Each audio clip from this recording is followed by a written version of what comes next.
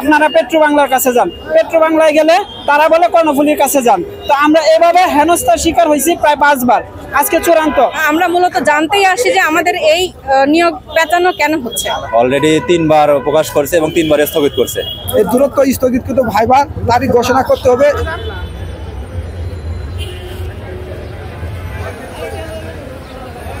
Petro বাংলার অধীনস্থ Karnaphuli gas distribution company আমাদেরকে ভাইবার ডেট প্রকাশ করার পরেও অলরেডি 3 বার প্রকাশ করছে এবং 3 বার স্থগিত করছে। আমাদের দাবি হলো আজকে যে আমরা এখান থেকে ভাইবার তারিখ প্রকাশ যাতে করে সেটা ডেট নিয়ে আমরা যাব এবং আমরা চাই যে দ্রুত নিয়োগ প্রক্রিয়া সম্পূর্ণ হবে। আমাদেরকে ওনারা মৌখিকভাবে আশ্বাস দিয়েছেন যে ডিসেম্বরের মধ্যে ভাইবাটা কমপ্লিট করে নিয়োগ প্রক্রিয়া সম্পন্ন করার প্রাথমিক একটা আশ্বাস দিয়েছে। পেছানোর কারণে আমরা অভ্যন্তরীণ কারণ তো জানি না এবং আমরা এটার জন্য ভিতরে কথা বলে দেখছি যে ওনাদের অভ্যন্তরীণ সমস্যা থাকতে পারে, আমরা এটা জানার চেষ্টা করি না। আমাদের চাওয়া হলো যে আমাদের নিয়োগ সম্পন্ন করুক, ওনাদেরটা ওনারা যেভাবে দেখে দেবে।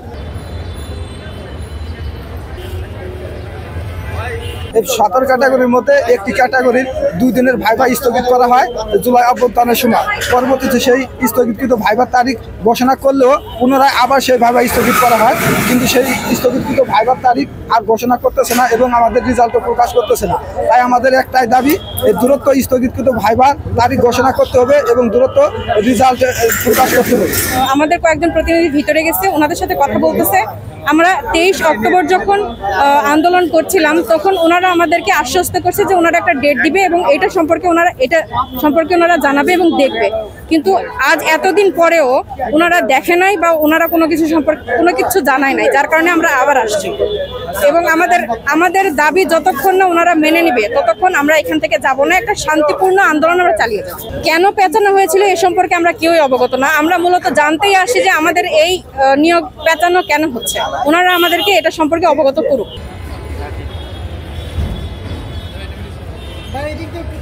এটা পরীক্ষা নেওয়া হয়েছে 2024 সালের মে মাসে, ঠিক আছে। আমাদের পরীক্ষা নেওয়া হয়েছে 2024 সালের মে মাসে।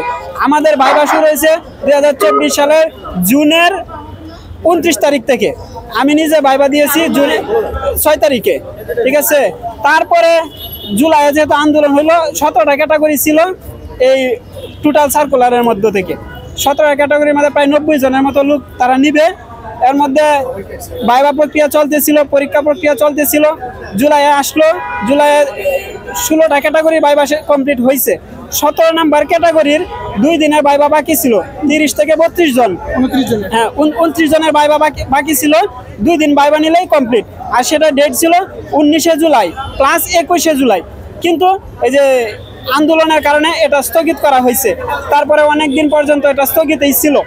গত মাসে আমরা এ পর্যায়ে প্রায় 5 বারের মতো আন্দোলন করছি। এখানে আসলে বলে চট্টগ্রামে যাইতে হবে, চট্টগ্রামে গেলে বলে ঢাকায় আসতে হবে। ঢাকা যখন কর্ণফুলীতে আসি তখন বলে আপনারা পেট্রো বাংলার কাছে যান। পেট্রো বাংলায় গেলে তারা বলে কর্ণফুলীর কাছে যান। তো আমরা এভাবে হেনস্থার শিকার হয়েছি প্রায় 5 বার, আজকে চূড়ান্ত।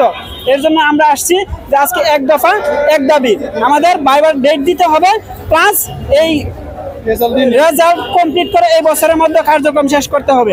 এর জন্য মূলত আজকে আমাদের এই আন্দোলনের ডাক আর কি। পেট্রো বাংলার চেয়ারম্যান প্লাস কর্ণফুলীর যে বর্তমানে দায়িত্বপ্রাপ্ত আছে ওনার সাথে আমাদের কথা হয়েছে। অনেক সাংবাদিক এখানে ছিল, তারা পরে সরাসরি এই যে পেট্রো বাংলার যে চেয়ারম্যান উনি কর্ণফুলীর চেয়ারম্যানকে এরকম বলতেছেন, ভারপ্রাপ্ত যিনি ওনাকে বলতেছেন আপনারা এটা কেন এরকম করতেছেন, ছাত্রদেরকে কেন এরকম কষ্ট দিতেছেন, তাড়াতাড়ি এটা প্রক্রিয়া সম্পন্ন করেন না কেন।